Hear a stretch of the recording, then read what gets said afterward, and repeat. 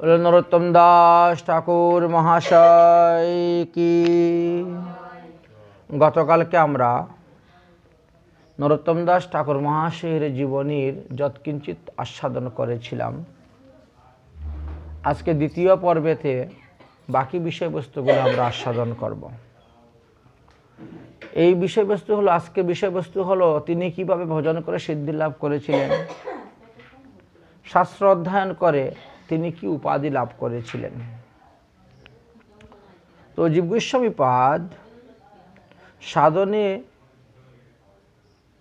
ভজনের দ্বারা সিদ্ধদেহ লাভ করেছিলেন। শ্রীমতী বিশ্বভানু নন্দিনী রাধারানীর সাক্ষাৎ কৃপাপাত্র হলেন নরোত্তম দাস। এই জন্য তিনি অতি দুর্গম শাস্ত্রের তাৎপর্য অতি সহজেই অনুভব করেছিলেন। জীব গোস্বামীপাদই নরোত্তম দাসকে ঠাকুর মহাশয় উপাধি প্রদান করেছিলেন। শ্রী জীব গোস্বামীপাদ এবং অন্যান্য সমস্ত গোস্বামীগণের রচিত গ্রন্থবলী যা ছিল সবই তিনি অধ্যয়ন করেছিলেন, মহাপ্রভুর কৃপা লাভ করেছিলেন। একদা শ্রী জীব গোস্বামীপাদের আজ্ঞা অনুসারে শ্রী গৌর পার্ষদ যে রাঘব পণ্ডিত ছিলেন, সেই রাঘব পণ্ডিতের একটি গুফা ছিল পুশ্রীর লুটাতে পিছনে। তো পুশ্রীর পুচ্ছস্থানে আজ অবধি সেই গুফাটা বিদ্যমান আছেন, দর্শন করা যায়, যেটাকে রাঘব পণ্ডিতের গুফা নামে সবাই জানেন, চিনেন। শ্রীনিবাস আচার্য, শ্রী নরোত্তম দাস ঠাকুর মহাশয় তারা একত্রেই ব্রজ 84 কোশ পরিক্রমা করেছিলেন। ভক্তি রত্নাকর গ্রন্থেতেও তার কিছু বর্ণন করা আছে। এর কিছুদিন পরেই আবার দুঃখী কৃষ্ণদাসের সঙ্গেও সাক্ষাৎ হলো। দুঃখী কৃষ্ণদাস বৃন্দাবনে চলে এসেছিলেন এবং জীব গোস্বামীপাদ তাকেও সর্বশাস্ত্রে সুপণ্ডিত করত উপাধি দিয়েছিলেন শ্যামানন্দ উপাধি লাভ করেছিলেন। তো এইভাবে তিনজনই জীব গোস্বামীপাদের নিকট থেকে শাস্ত্র অধ্যয়ন করতে শুরু করলেন। বেশ কিছুদিন শাস্ত্র অধ্যয়ন করলেন।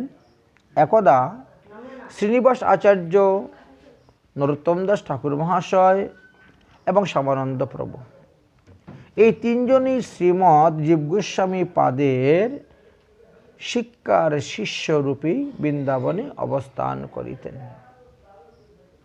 এই তিনজনই ব্রজরসের সুপণ্ডিত ছিলেন, বৈষ্ণব সিদ্ধান্তের সুনিপুণ ছিলেন এবং সঙ্গীত বিদ্যায়ও তারা তিনজনই পারঙ্গ ছিলেন। একসঙ্গে তিনজনের উঠা বসা, খাওয়া দাওয়া, চলাফেরা হতো। জীব গোস্বামীপাদের নিকটে গ্রন্থ অধ্যয়ন করতেন। নরোত্তম দাস ঠাকুর মহাশয় যখন সর্বশাস্ত্র সর্ববিদ্যায় পারঙ্গ হলেন, এদিকে শ্যামানন্দ প্রভুও তেমনিভাবে শ্রীনিবাস আচার্য প্রভু, তখন আমাদের বৃন্দাবনে বসে আমাদের আচার্যগণ, আমাদের গোস্বামীগণ বহু গ্রন্থ রচনা করেছিলেন। বলা হয়েছে 4 লক্ষ গ্রন্থ তিহু করিলা রচন। 4 লক্ষ গ্রন্থ ছিল। সেই সমস্ত গ্রন্থগুলাকে অঙ্গ বঙ্গ কলিঙ্গতে প্রচার করার জন্য দায়িত্ব ছিল তিনজনের উপরে, শ্যামানন্দ প্রভু, শ্রীনিবাস আচার্য, নরোত্তম দাস ঠাকুর মহাশয়ের উপরে। একটা গরুর গাড়িতে বুঝাই করে গ্রন্থ নিয়ে গৌরমণ্ডলের দিকে রওনা হয়েছিলেন। রাজার ফরমান জারি পত্র ছিল যাতে রাস্তাঘাটে কোনো ট্যাক্স দিতে না হয়, কেউ যাতে এই গ্রন্থ না আটকায়। সন্দুক বুঝাই করে তালা মারা ছিল, তো রওনা হচ্ছেন। তো এইভাবে বেশ কয়েকজন প্রহরীও সঙ্গে ছিল। তাদেরকে নিয়ে ধীরে ধীরে গৌরমণ্ডলের দিকে রওনা হয়েছেন। বিহার পার হওয়ার পরে ঝাড়খণ্ড পড়ে। সেই ঝাড়খণ্ডের মধ্যে একটি স্থানের নাম আছে বন বিষ্ণুপুর। সেই বন বিষ্ণুপুরের রাজা ছিলেন বীরহাম্বীর। বড় অদ্ভুত ধরনের রাজা ছিলেন তিনি। দিনে করেন গ্রন্থ পাঠ, পুরাণ পাঠ, রাত্রে চুরি ডাকাতি, পুত্র সম পালেন প্রজা, দেশে না করেন ক্ষতি। তিনার কয়েকজন গণক ছিল, জ্যোতিষ ছিল। তারা গণনা করে বলে দিতে পারত যে ওই ব্যক্তির কাছে কি কি ধন রত্ন, টাকা পয়সা, সোনা দানা, স্বর্ণের মোহর আছে কি না। গুপ্তচর যখন সে সংবাদ দিল রাজা বীরহাম্বীরকে, মহারাজ বনপদ দিয়ে গরুর গাড়ি বোঝাই করে বড় বড় সন্দুক নিয়ে যাচ্ছে 3 সাধু বাবা।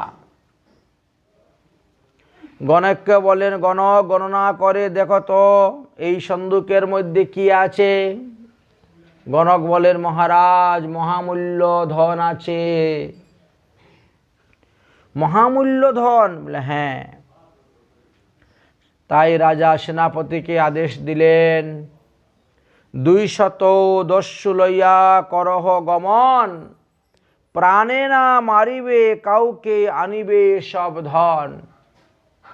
এদিকে পথ চলতে চলতে পথশ্রান্ত পরিশ্রম হয়ে ঠাকুর মহাশয় আদি সবাই খাওয়া দাওয়ার পরে নিদ্রা গিয়েছেন, মোহনিদ্রায় নিদ্রিত। আর রাজার দস্যুগণ গিয়ে সমস্ত গ্রন্থ ভাণ্ডার সন্দুক চুরি করে নিয়ে চলে এসেছেন। বাড়িতে আসার পরে রাজার আদেশে তালা ভাঙ্গা হলো। তালা ভাঙ্গে সন্দুক খুলে দেখেন শুধু গ্রন্থ আর গ্রন্থ, গ্রন্থ আর গ্রন্থ। তিনি বললেন যে, হে আচার্য ঠাকুর গণক, আপনি যে গণনা করে বললেন যে বহুমূল্য ধন আছে সন্দুকের ভিতরে, এখন দেখি শুধু খালি গ্রন্থ। বলে, এর থেকে বহুমূল্য ধন আর কি আছে জগতে মহারাজ? আমার গণনা কখনো মিথ্যা হয় না, ভুল নয়। এত মহাধন, এই ধন সঙ্গে যাবে। এই জন্য বলছি এই সন্দুকে মহামূল্য ধন আছে। পরে কেন লোক কৃষ্ণ ভক্তি জানিবারে, তাহাই যদি না হয় তাহলে বিদ্যায় কি করে? আর এই ভক্তিতেই তো মুক্তি। এই জন্য এই যে গ্রন্থ, এই গ্রন্থ হলো মহামূল্য ধন, মহামূল্য সম্পদ। আচ্ছা ঠিক আছে, রেখে দাও, সমস্ত গ্রন্থ আলমারিতে রাখো। এদিকে ভোর হতে না হতেই নরোত্তম দাস ঠাকুর মহাশয়ের ঘুম ভেঙে গেছে। এখন গরুর গাড়িতে দেখা যায় সন্দুক একটাও নেই। সমস্ত গরুর গাড়িগুলা ফাঁকা হয়ে গেছে, সমস্ত গ্রন্থ চুরি হয়ে গেছে, চতুর্দিকে সংবাদ ছড়িয়ে পড়ে গেছে গ্রন্থ চুরি হয়ে গেছে। এখন কি করা যায়? অঙ্গবঙ্গ কলিঙ্গতে কেমন করে আমরা এই গ্রন্থ প্রচার করব, বৈষ্ণব ধর্ম স্মৃতি শাস্ত্র প্রচার করব? শ্রীনিবাস আচার্য প্রভু বললেন, তাহলে আমি এখানেই থেকে যাব, আর গ্রন্থ যত পর্যন্ত পাওয়া না যায় তত পর্যন্ত আমি এই স্থান থেকে যাব না। যেন তেন প্রকারে আমাকে গ্রন্থ সংগ্রহ করতেই হবে। শ্যামানন্দকে বললেন যে যাও, তুমি উড়িষ্যায় চলে যাও। আর নরোত্তম দাস ঠাকুর মহাশয়কে বললেন, তুমি বৃন্দাবনে গিয়ে সংবাদ দাও যে গ্রন্থ চুরি হয়ে গেছে। সেই বন বিষ্ণুপুর হইতেই নরোত্তম দাস ঠাকুর মহাশয় ফিরে চলে আসেন শ্রীধাম বৃন্দাবনে। রাধাকুণ্ডে সে উপস্থিত হলেন এবং রূপ গোস্বামী, জীব গোস্বামী পাদ, সনাতন গোস্বামী পাদ, রঘুনাথ দাস গোস্বামী পাদের রচিত সমস্ত গ্রন্থগুলা যে চুরি হয়ে গেছে সেই সংবাদ বললেন। সেই সময় কৃষ্ণদাস কবিরাজ গোস্বামী প্রকট লীলায় ছিলেন। তিনারও রচিত চৈতন্য চরিতামৃত গ্রন্থ এর মধ্যে ছিল। হা হা, এই বৃদ্ধ কালে মদন গোপালের কৃপাতে চৈতন্য চরিতামৃত গ্রন্থ লিখেছিলাম। না না না, অ্যালার্জি ওদিকে দিলাম। চৈতন্য চরিতামৃত গ্রন্থটা এত কষ্ট করে বৃদ্ধকালে লিখলাম, আর সেই গ্রন্থ চুরি হয়ে গেছে। এই গ্রন্থ চুরির বিরহেতে তিনি কুণ্ডেতে, শ্রীকুণ্ডে ঝাঁপ দিয়ে দিলেন প্রাণ ত্যাগ করার জন্য। বহু কষ্টে বৈষ্ণবগণ তিনাকে জল থেকে তুলে নিয়ে আসলেন। রাত্রি স্বপ্নে আদেশ হলো, গ্রন্থ পাওয়া যাবে, তুমি প্রাণ ত্যাগ করিও না। গ্রন্থ পাওয়া যাবে, তুমি প্রাণ ত্যাগ করিও না। এদিকে শ্রীনিবাস আচার্য প্রভু গ্রন্থের অন্বেষণ করতে করতে চতুর্দিকে ঘুরছেন। দিনের বেলা, দুপুর বেলা আহার নেই। ক্ষুধা পিপাসায় কাতর হয়ে দুপুর রুদ্রের মধ্যে ঘুরতে ঘুরতে এক গাছতলার মধ্যে বসেছেন। এমন সময় গোপাল নামে এক গোয়ালার সঙ্গে তিনার দেখা হয়। জিজ্ঞাসা করার পরে সমস্ত বুঝতে পারলেন যে বীর হাম্বির রাজাই হয়তো তিনার গ্রন্থটা চুরি করেছেন। এটাই বুঝতে পারলেন। কিন্তু বীরহাম্বির রাজার যে গ্রন্থ চুরি করেছে তার তো কোনো প্রমাণ নেই, আর কেমন করে রাজার বাড়ি থেকে বের করব? বললেন যে আপনি যান একটু ভাগবত কথা শুনতে। প্রতিদিন বীরহাম্বি রাজার এখানে ভাগবত পাঠ হয়, পুরাণ পাঠ হয়। দিনের বেলা গ্রন্থ পাঠ, রাত্রে চুরি ডাকাতি। অতএব যান, পাঠ শুনতে যান, কাজ হবে। শ্রীনিবাস আচার্য প্রভু সাধারণ ভেষে তিনি গিয়ে উপস্থিত হয়েছেন রাজদরবারে, গিয়ে বসেছেন, পাঠ শ্রবণ করছেন। পাঠ হচ্ছে রাসপঞ্চোধ্যায়, রাসলীলা, কিন্তু ব্যাখ্যা হচ্ছে সিদ্ধান্ত বিরোধ ব্যাখ্যা। সিনেমার নায়ক নায়িকার মতো নাচ যে সেই রাসলীলা। আরে আশ্চর্য কথা তো। শ্রীনিবাস আচার্য ঠাকুর উঠে দাঁড়িয়ে গেছেন, প্রতিবাদ। রাসেতে কোনো কামগন্ধ ছিল না, ওখানে প্রেম ছিল। প্রতিবাদ করে উঠে দাঁড়িয়ে গেলেন, আপনি ভাগবতের ভক্তিকে লুকিয়ে রেখে জ্ঞানের ব্যাখ্যা করতেছেন, ভুল সিদ্ধান্ত আপনি শেখাচ্ছেন লোকদেরকে। রাজা বীরহাম্বির বললেন, তাহলে আপনিই বসে পাঠ করুন, শুনি তাহলে আপনার মুখ থেকে আসল সিদ্ধান্তটা কি। শ্রীনিবাস আচার্য ঠাকুর যখন বসলেন ব্যাসাসনে আর ভাগবতের ব্যাখ্যা করতে শুরু করলেন, তখন রাজার মাথা নত হয়ে গেল। বাহ, বড় সুন্দর ব্যাখ্যা, বড় অপূর্ব ব্যাখ্যা। এমন সুন্দর সিদ্ধান্ত তো এর আগে কখনো শুনি নাই। মহারাজ, আপনি কোথা থেকে এসেছেন, কোথায় থাকেন? আমি বৃন্দাবন থেকে এসেছি। আচ্ছা আচ্ছা, কোথায় যাবেন? যাওয়ার ইচ্ছা ছিল উড়িষ্যাতে। ঠিক আছে ঠিক আছে, আপনি কিছুদিন আমাদের এখানে থেকে বিশ্রাম করবেন, প্রতিদিন আমাদেরকে ভাগবত পাঠ শোনাবেন, তারপরে যাবেন। থেকে গেলেন। রাজা তিনার থাকা খাওয়ার ব্যবস্থা করে দিলেন। প্রতিদিন বিকালবেলা বসেন ভাগবত কথা শ্রবণ করান। ভাগবত কথা শ্রবণ করতে করতে করতে করতে রাজার এমনই হয়ে গেল ভাব ভক্তি, একদিন বলছেন, মহারাজ আমি আপনার কাছ থেকে দীক্ষা গ্রহণ করব। ঠিক আছে।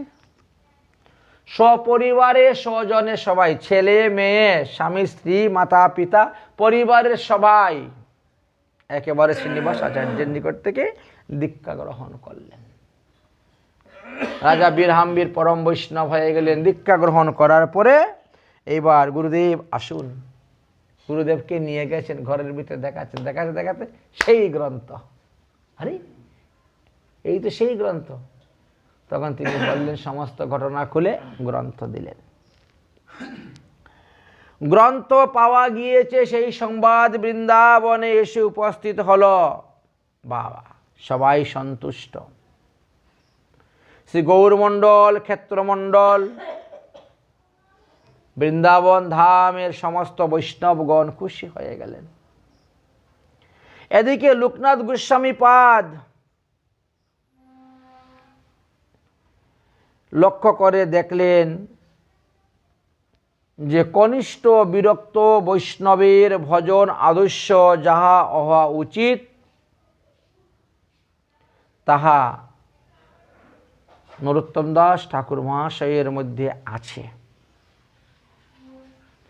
এই জন্য উত্তরবঙ্গেতে এই বৈষ্ণব ধর্ম প্রচার করার জন্য নরোত্তম দাস ঠাকুর মহাশয়কে বললেন, তুমি চলে যাও তোমার বাড়িতে, আর তোমাকে বৃন্দাবনে থাকতে হবে না।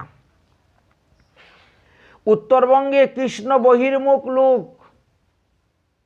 এই কৃষ্ণ বহির্মুখ জনগণকে কৃষ্ণমুখী অভ্যন্তরিক কর, তাদের কল্যাণ বিধান করার দায়িত্ব আমি তোমার উপরে অর্পণ করলাম।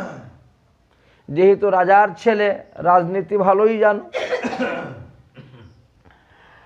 রাজ উচিত সমাজ নীতি অনুকূল ব্যবহার আদিতে তোমার রুচি যথেষ্ট আছে, অতএব তোমাকে আর বৃন্দাবনে থাকতে হবে না, তুমি খেতড়ি ধামে চলে যাও।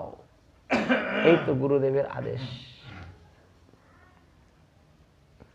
ভক্তি রত্নাকর গ্রন্থের প্রথম তরঙ্গের 422 নম্বর পয়ারেতে বলছেন, নরোত্তম যে সময় গৌরদেশে আইলা, প্রভু লোকনাথ সেই সময় আজ্ঞা কইলা, শ্রী গৌরাঙ্গ কৃষ্ণের শ্রী বিগ্রহ সেবন, শ্রী বৈষ্ণব সেবা, এই 3 প্রভুর নাম সংকীর্তন।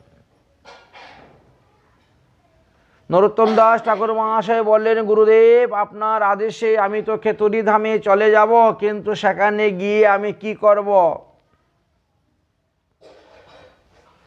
লোকনাথ গোস্বামী বললেন, আপনি গৌরাঙ্গ মহাপ্রভুর বিগ্রহ, শ্রীকৃষ্ণের বিগ্রহ স্থাপন করবেন, হরিনাম সংকীর্তনের ব্যবস্থা করবেন, আর প্রতিদিন বৈষ্ণব সেবা।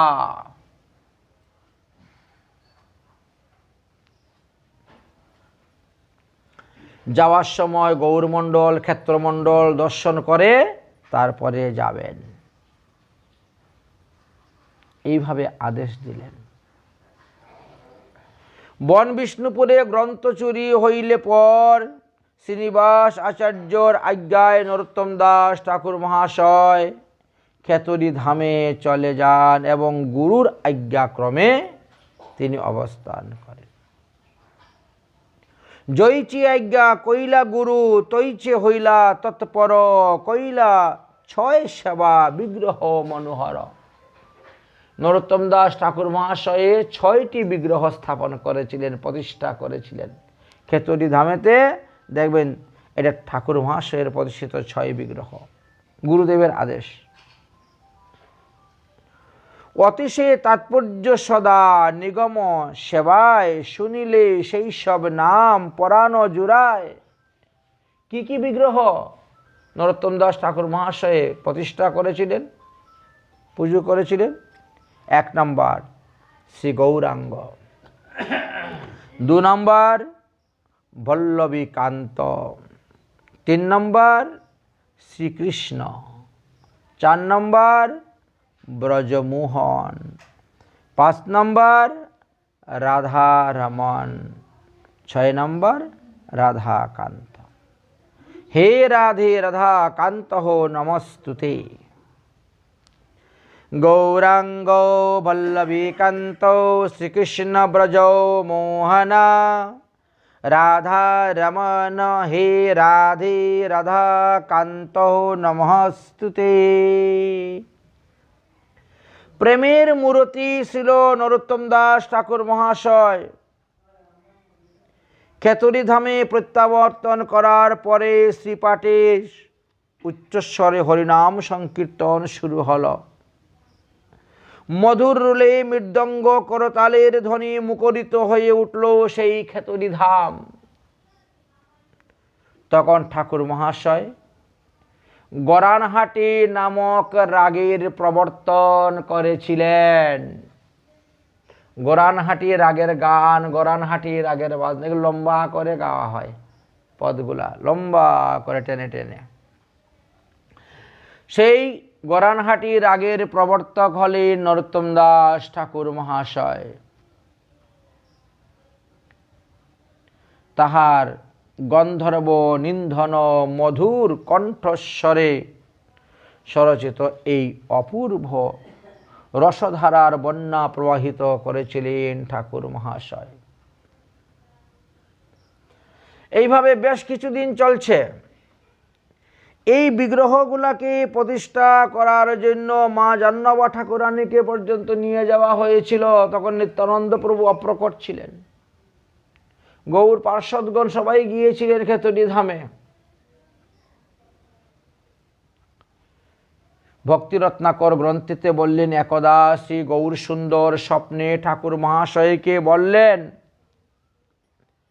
আমার বিগ্রহ তোমার প্রতিষ্ঠা করে স্থাপন করতে হবে না, আমি পূর্ব থেকে স্থাপিত হয়ে আছি, প্রতিষ্ঠিত হয়েছি, আমার একটি ধাতুময় বিগ্রহ আছে। বিপ্রদাস নামক গৃহস্থের বাড়িতে যাও, তার ধানের গুলার ভিতরে আমার এই বিগ্রহ পাবে। আমি তোমার পথপানে চেয়ে আছি, কবে তুমি আসবে। ভয় পেও না, ওই ধানের গোলার উপরে একটি ভয়ঙ্কর সর্প আছে, সে আমার এই বিগ্রহ পাহারা দিচ্ছে, ওখানে কেউ যেতে পারে না। তবে তুমি সেখানে গেলে অনায়াসেই ওই বিগ্রহ, এই সর্প সেখান থেকে চলে যাবে, আর তুমি সেখান থেকে আমার বিগ্রহকে এনে মন্দিরের মধ্যে প্রতিষ্ঠা করে তুমি সেবা পূজা করো। তৎসঙ্গে বাকি 5টি বিগ্রহকে তুমি স্থাপন করিও, প্রকাশ করিও। কিরকম? প্রিয়া সহ, রাধারানী সহ। শ্রীল ঠাকুর মহাশয় স্বপ্ন দর্শন করার পরে জাগরিত হইয়া প্রেমানন্দে হরিনাম সংকীর্তন করতে করতে রজনী প্রবাহিত হয়ে গেল। প্রাতকৃত্যাদি কার্য সম্পূর্ণ করিয়া তিনি রওনা হলেন সেই বিপ্রের বাড়িতে এবং জিজ্ঞাসা করলেন, তোমাদের ধানের গোলাটা কোথায় আছে, চলো আমাকে সেখানে নিয়ে। ধানের গোলার উপরে মস্ত বড় সর্প। মহারাজ, আপনি ওখানে যাবেন না, আমরাই নিজেরাই যাই না, আমাদের ধান আমাদের গোলা, কিন্তু সর্পের ভয়ে আমরা সেখানে যাই না। ঠাকুর মহাশয় বললেন, চিন্তা করো না, আমি ওই ধানের গোলায় গেলেই সর্প সেখান থেকে অন্তর্ধান হয়ে যাবে, চলে যাবে, ভয় পেয়ে না। ঠাকুর মহাশয় যেই ধানের গোলাতে গিয়ে উপস্থিত হলেন, এমনি সর্প অন্তর্ধান, আর সর্পর কোনো দর্শন পাওয়া গেল না। গোলা হইতে প্রিয়াসহ শ্রী গৌর সুন্দর করে আইলা, হইল সর্ব নয়ন গোচর। গৌর বিষ্ণু প্রিয়া বিগ্রহ ছিল সেটা, প্রিয়াসহ। শ্রীল ঠাকুর মহাশয় নিজ গৃহে আসিয়া প্রিয়াজি সহ শ্রী গৌর সুন্দরকে আসনে বসাইয়া অপূর্ব সঙ্গীত রচনা করিয়া গান করতেছিল। তিনি তো নিজে নিজে পদ রচনা করতে পারেন, গান রচনা করে গান করছেন। শ্রী গৌর গুণ গান করিতে লাগিলেন। প্রিয়াসহ শ্রী গৌর সুন্দরের আদেশে ক্রমানুসারে অপর 5টি বিগ্রহ তিনি নির্মাণ করলেন প্রতিষ্ঠা করার জন্য। 6টি বিগ্রহ প্রতিষ্ঠার দিন ধার্য করা হল ফাল্গুন শুক্লপক্ষের 5মী। এইবার গৌরমণ্ডল, ক্ষেত্রমণ্ডল এবং বৃন্দাবনের সমস্ত বৈষ্ণবগণকে নিমন্ত্রণ দেওয়া হয়েছে, আপনারা খেতড়ি ধামেতে আসুন আর আমার এই বিগ্রহগুলাকে প্রাণ প্রতিষ্ঠা করে দিয়ে যান।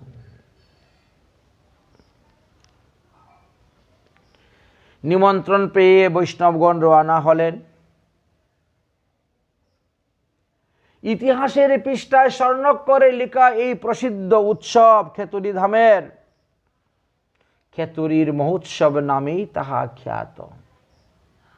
কখন হয়েছিল মহোৎসবটা? ফাল্গুন মাসের শুক্লা পঞ্চমী তিথিতে এই মহা মহোৎসব হয়েছিল। তার আগের দিন অধিবাস, মঙ্গলাচরণ, নাম সংকীর্তন, গীতে চতুর্দিকে মুখরিত হয়ে উঠেছিল। তৎকালে গৌর দেশে স্থিত শ্রী গৌর নিত্যানন্দ অদ্বৈত প্রভুত্রয়ের সমস্ত পার্ষদগণ, শাখা প্রশাখাগণ, শিষ্য প্রশিষ্যগণ সকলেই দলে দলে বৈষ্ণবগণ সেই মহা মহোৎসবে যোগদান দিয়েছিলেন খেতড়ি ধামেতে গিয়ে। ভক্তি রত্নাকর গ্রন্থেতে তাহার বিস্তারিত বর্ণনা আছে, আর নরোত্তম বিলাস নামক গ্রন্থেতে তার বর্ণনা আছে। মহা মহোৎসবের অধিবাস দিবসে অর্থাৎ ফাল্গুন মাসের শুক্লপক্ষের চতুর্দশী দিবসে শ্রীয় পার্ষদগণের সহিত মা জাহ্নবা ঠাকুরানী স্বয়ং খেতড়ি ধামে গিয়ে প্রকট হয়েছে, তিনি গিয়ে উদয় হয়েছিলেন, খেতড়ি ধামে শুভ আগমন করেছিলেন। মাতা জাহ্নবা ঠাকুরানীর অনুগত্য যে সমস্ত ভক্তগণ ছিলেন, তারা শ্রীকুল মঙ্গল এবং অপূর্ব অধিবাস কীর্তন করেছিলেন। মাতা জাহ্নবা ঠাকুরানীর আদেশে শ্রীনিবাস আচার্য সকালবেলা মঙ্গল আরতি করলেন।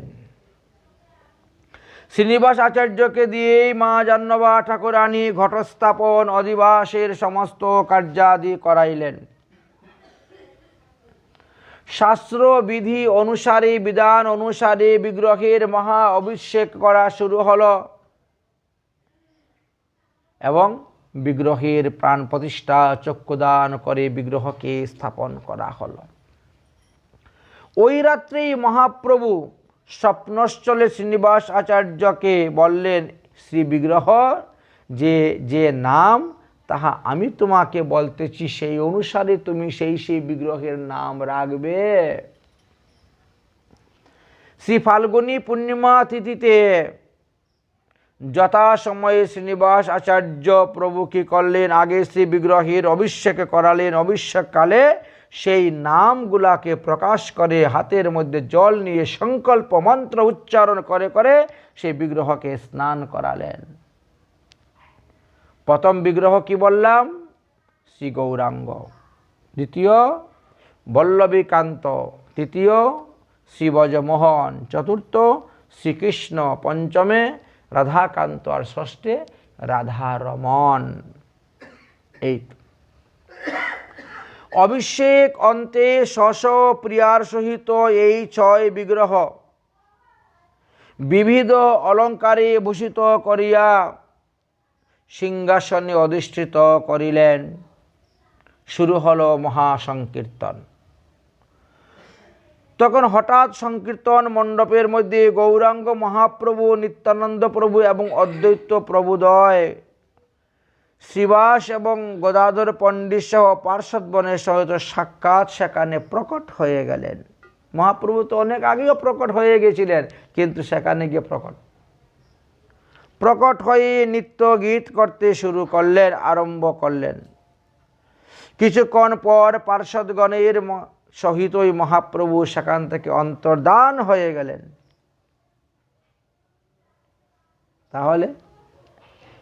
তাহলে মানুষের যে বলে যে মহাপ্রভুকে পান্ডারা মেরে রেখে দিয়েছে পুঁতে, না, তারপরেও মহাপ্রভু সেখানে কীর্তনে প্রকট হলেন, অন্তর্হিত হলেন। সকলেই তখন ভুলুণ্ঠিত হইয়া রুদন করিতে করিতে মূর্ছিত হয়ে গেলেন। মহাপ্রভু নিত্যানন্দ অদ্বৈত সপার্ষদে সেখান থেকে অদর্শন হয়ে গেছেন। মূর্ছাভঙ্গ হওয়ার পরে শ্রীনিবাস আচার্য প্রভু, শ্রী নরোত্তম দাস ঠাকুর এবং শ্যামানন্দ সকলের সহিত হোলি খেলা শুরু হলো। ফাল্গুন মাস তো, রং খেলা শুরু হলো।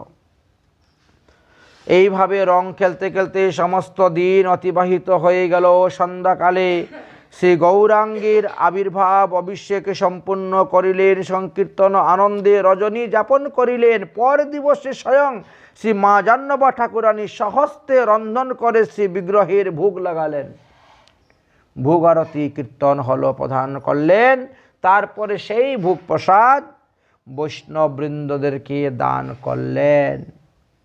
এইভাবে 3-4 দিন মহামহোৎসব চলল। তৎপরের দিবস মহামহোৎসব অনুষ্ঠান হইল। আচণ্ডালে সবাইকে প্রসাদ বিতরণ শুরু হলো। আচণ্ডালে সবাইকে প্রসাদ বিতরণ করা হলো। অতঃপর ঠাকুর মহাশয়ের জ্যেষ্ঠ ভাই ছিলেন রাজা সন্তোষ দত্ত। তিনি তখন সমস্ত মহান্তগণকে যারা যারা গিয়েছিলেন নিমন্ত্রিত বৈষ্ণবগণ সবাইকে একটা করে কাপড় এবং দক্ষিণা তিনি দান করে, ভোজন দক্ষিণা দান করে বিদায় দিলেন। মা জাহ্নবী ঠাকুরানী, শ্রীনিবাস আচার্য, নরোত্তম দাস ঠাকুর মহাশয় প্রভৃতিকে প্রবোধন দিয়া শ্রীধাম বৃন্দাবনে যাত্রা করিবার জন্য প্রস্তুত হয়ে গেলেন। নিত্যানন্দ শক্তি মা জাহ্নবী ঠাকুরানী। অতঃপর একে একে সবাই স্বস্থানে চলে গেলেন। তারপর ছিল নরোত্তম দাস ঠাকুর মহাশয় হরিনাম প্রেম উত্তরবঙ্গে প্রচার করতে শুরু করলেন।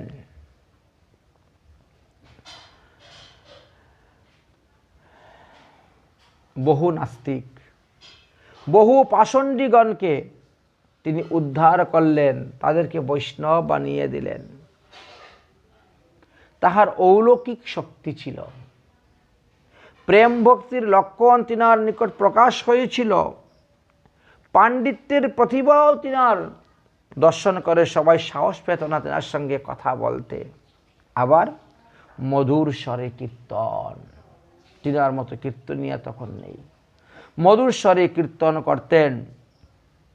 ঠাকুর মহাশয়ের শ্রীমুখ হইতে এই কীর্তন শ্রবণ করার জন্য বহু রাজগণ, ব্রাহ্মণগণ, পণ্ডিতগণ, গোস্বামীগণ, ভট্টাচার্যগণ তারা আসতেন ঠাকুর মহাশয়ের বাড়িতে।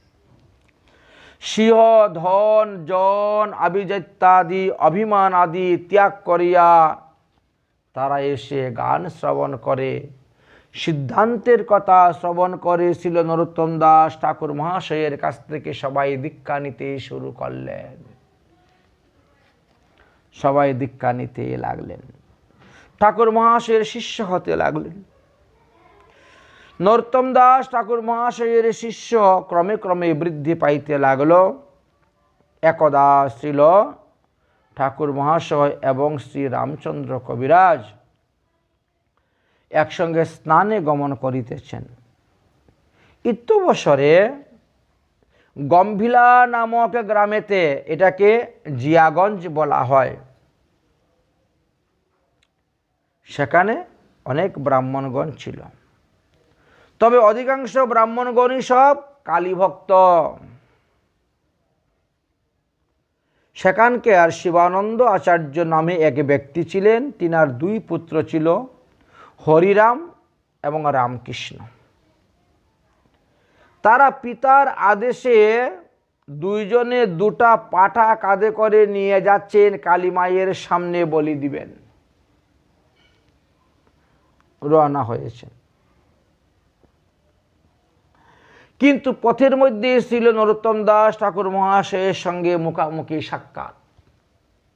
একই ব্রাহ্মণ পুত্রগণ, তোমাদের কাঁধের মধ্যে ছাগল কেন, পাঠা কেন?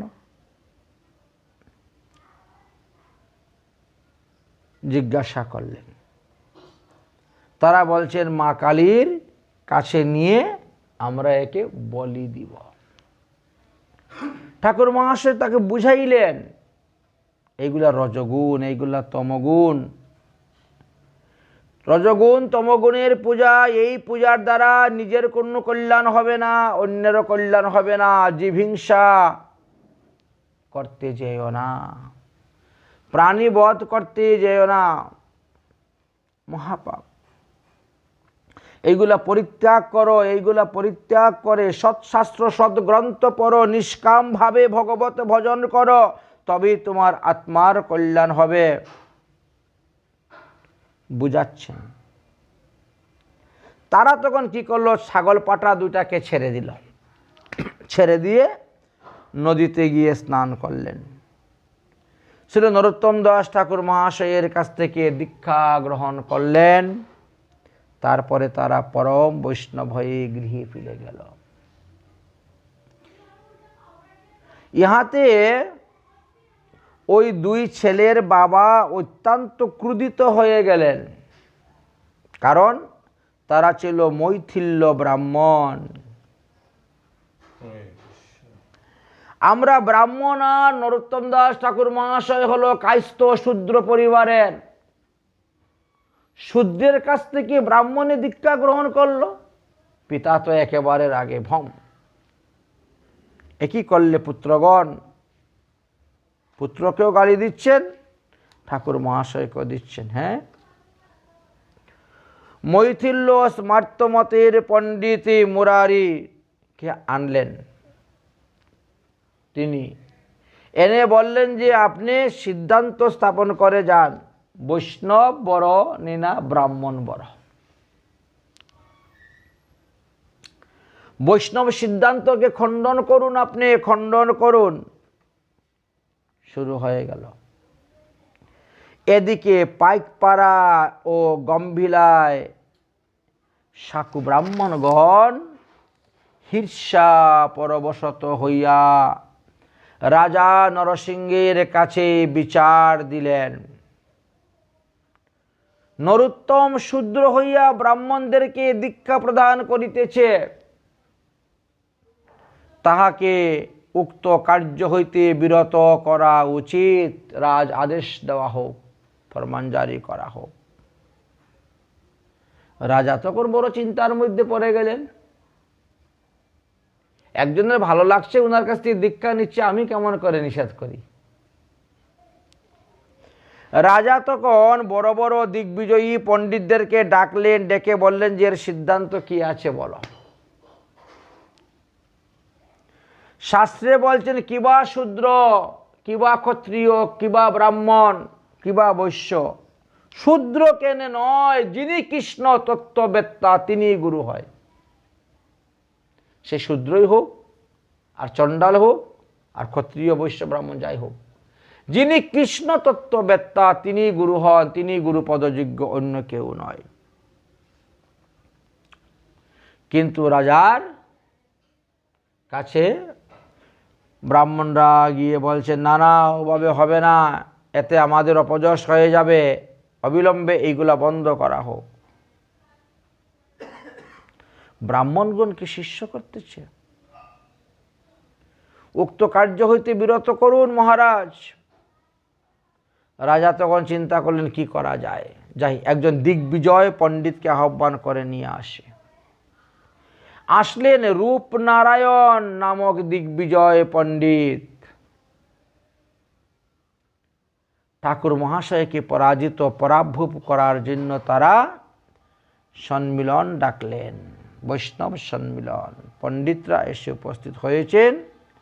মৈথিল্য পুণ্ডরিক মুরারিও তিনি এসেছেন, বিরাট বড় বিদ্বান। শুরু হলো বৈষ্ণব ধর্ম, শাক্ত ধর্ম নিয়ে আলোচনা। বৈষ্ণব বড় না ব্রাহ্মণ বড়, আলোচনা শুরু হয়ে গেল। শ্রী গুরুর কৃপায় রামচন্দ্র কবিরাজ এবং গৌর গঙ্গানারায়ণ চক্রবর্তী কাছে সমস্ত শাক্ত পণ্ডিতগণ পরাজিত হয়ে গেলেন। বৈষ্ণব ধর্মেরই জয় হল। বিশুদ্ধ বৈষ্ণব ধর্ম স্থাপনের সিদ্ধান্তই সেখানে হল। তখন রাজা পণ্ডিতদেরকে বলিলেন, যাহার সামান্য শিষ্যের নিকটেই আপনারা পরাজিত হয়ে গেলেন, না জানি তাহার গুরুদেব কত বড় পণ্ডিত, কত বড় বিদ্বান। এদিকে রাজা নরসিংহকে স্বপ্নযুগে দেবী ভগবতী খড়গহস্ত উত্তোলন করে ভয় প্রদর্শন করে বলছেন, হে নরসিংহ রাজন, শ্রীল নরোত্তম দাস ঠাকুর মহাশয়ের নিকট থেকে তুমি দীক্ষা গ্রহণ করে কৃষ্ণ ভজন করো, এখন থেকে আর তোমাকে আমার ভজন করতে হবে না।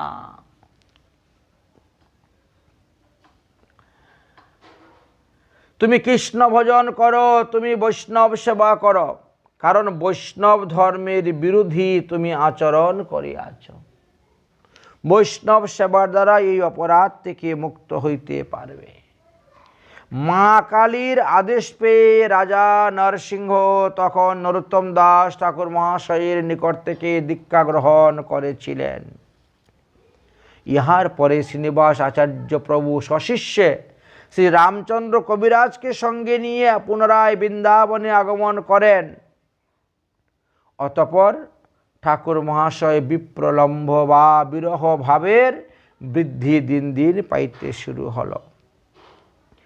তিনি খেতড়ি ধামের প্রেমতলী নামক স্থানে তাহার ভজন কুটির নির্মাণ করে তিনি ভজন করতে শুরু করলেন।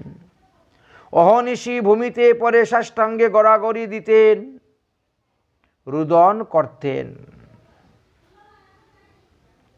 একদিন গঙ্গা স্নানের ইচ্ছাতে তিনি খেতড়ি হইতে শিষ্যবর্গ সহিত গম্ভীলায় শ্রী গঙ্গা নারায়ণের গৃহেতে এসে উপস্থিত হয়েছেন। অকস্মাৎ তাহার দেহেতে জ্বর হয়ে গেল। তিনি তখন চিতাশয্যা রচনা করিতে শিষ্যদেরকে আদেশ করলেন, ঠাকুর মহাশয়, আরে আমি তো এখন মরে যাব, আমার প্রচণ্ড জ্বর হয়েছে, আমি আর বাঁচব না, যাও আমার জন্য চিতা তৈরি করো। চিতা তৈরি করার আদেশ। অতঃপর তিনি সমাধিস্থ হয়ে বসে গেলেন। শিষ্যবৃন্দ সব রুদন করিতে লাগিলেন। রুদন করিতে করিতে সবাই কাতর হয়ে ভেঙ্গে পড়ে যাচ্ছে মন।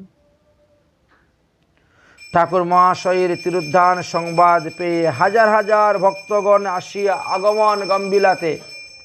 চিতা তৈরি করা হয়ে গেছে, তিনি কিছুক্ষণ পরেই প্রাণ ত্যাগ করবেন, অতএব আসুন সবাই। হাজার হাজার ভক্তগণ এসে সমাবেত হলেন খেতড়ি ধামে। 3 দিন একইভাবে গত হয়ে গেল, কোনো হুঁশ জ্ঞান নেই। চতুর্থ দিবসে নরোত্তম দাস ঠাকুর মহাশয়কে ভগবতের নির্মাল্য আদির দ্বারা ভূষিত করিয়া চিতার উপরে স্থাপন করা হল। শেষ, স্থাপন করা হয়েছে। এই দৃশ্যটা দেখিয়া কতিপয় পাষণ্ড ব্রাহ্মণগণ, নাস্তিকগণ, শাক্ত পতিত ব্রাহ্মণগণ এরা সব বলা বলি করতে শুরু করলো, দেখ দেখ দেখ, শূদ্র হইয়া ব্রাহ্মণকে কিভাবে দীক্ষা দিয়ে শিষ্য করে, সেই পাপের ফলে নরোত্তম রোগে সুগে ভুগে অল্প বয়সেই মারা গেল।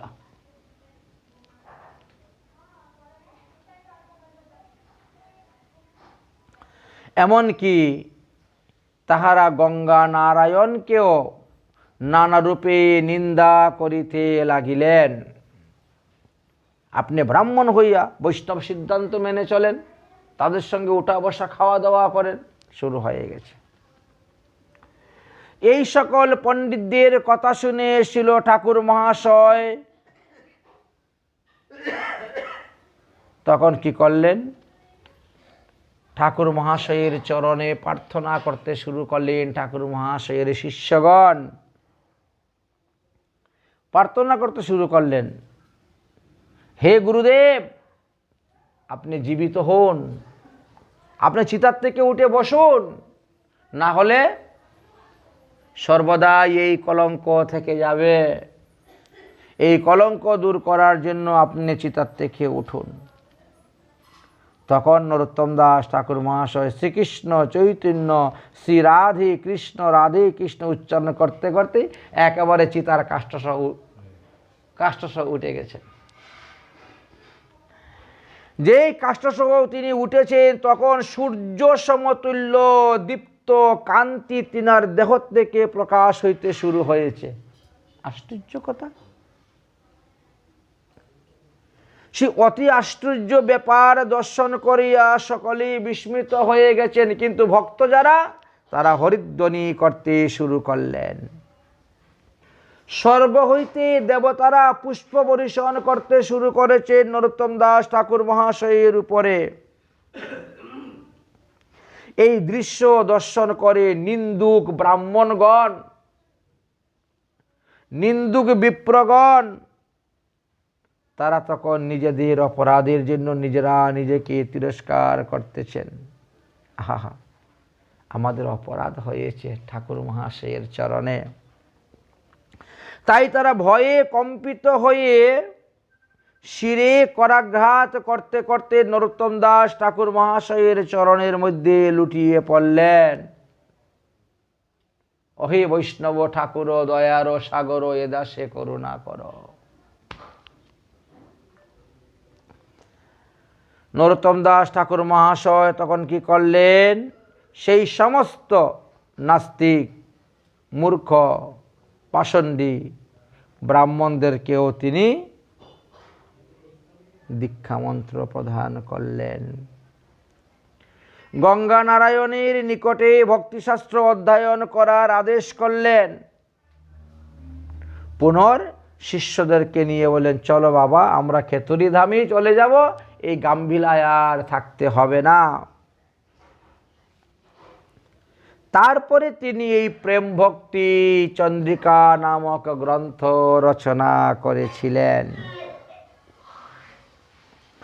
এই প্রেম ভক্তি চন্দ্রিকা এবং প্রার্থনা নামক দুটি গ্রন্থ রচনা করেছিলেন এবং গাম্ভীলা গ্রামেতে হইতে তিনি মণিপুর পর্যন্ত এই প্রেম ভক্তি প্রচার করেছিলেন। এই জন্য বলা হয় বিষ্ণুপ্রিয়া মণিপুরী, ঠিক না? নরোত্তম দাস ঠাকুর মহাশয়ের পরিবারের তিলক তারা করে থাকেন এই বিষ্ণুপ্রিয়া মণিপুরী। অতঃপর ছিল নরোত্তম দাস ঠাকুর মহাশয়ের বিরহ ভাবের উদয় দিন দিন বৃদ্ধি পেতে লাগল। খেতড়ি ধাম হইতেই নাম সংকীর্তন নিয়ে তিনি রওনা হলেন শ্রীধাম নবদ্বীপে এবং গৌরাঙ্গ মহাপ্রভুর অঙ্গনেতে এসে উপস্থিত হয়ে কীর্তন বিশ্রাম দিলেন। তারপরে সেখান থেকে ভুদুরি গ্রামেতে গিয়ে হরিনাম সংকীর্তন প্রচার শুরু করলেন। অহোরাত্র সেখানে হরিনাম সংকীর্তন করে করে দিন যাপন করলেন। সকলকে কৃষ্ণ ভক্তি উপদেশ দিয়ে পুনরায় গম্ভীলা গ্রামেতে ফিরে আসলেন। গঙ্গার তীরে আগমন করিয়া তিনি ভজন করতে শুরু করেছেন। কার্তিকী কৃষ্ণা পঞ্চমীতে প্রাতকালে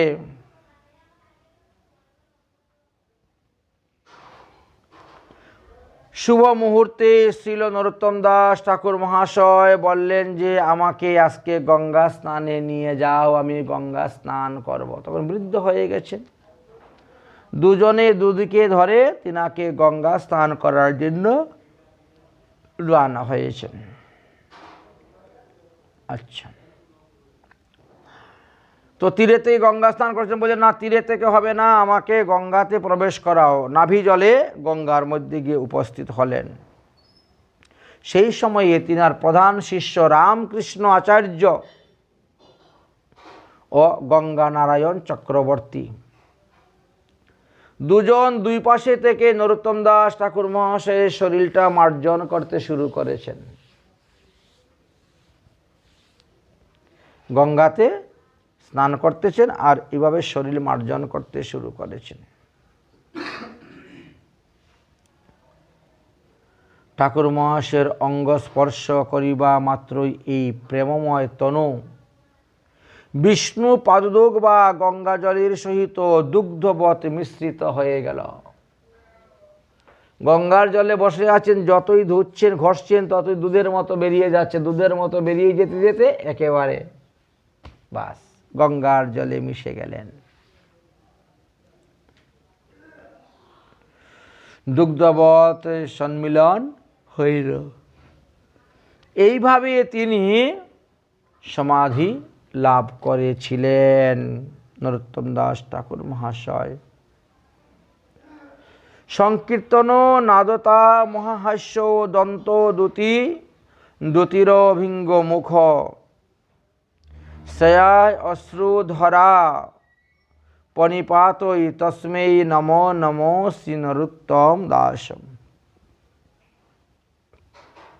যাহার সংকীর্তনা আনন্দ জনিত স্পন্দ হাস্যের দন্তপ্রভা পঙ্গিতে মণ্ডিত উদ্ভাসিত হইতেছে, যিনি সংকীর্তন কালেও স্বেদ অশ্রু ধারায় স্নাপয়িতা হয়ে যান, সেই শ্রী নরোত্তম দাস ঠাকুর মহাশয়কে আমরা প্রণাম করি। নরোত্তম দাস ঠাকুর মহাশয়ের অবদান হলো আমাদের এই মাদুকরী বৃত্তাদির অনেক কিছুর কথাই জানা গেল।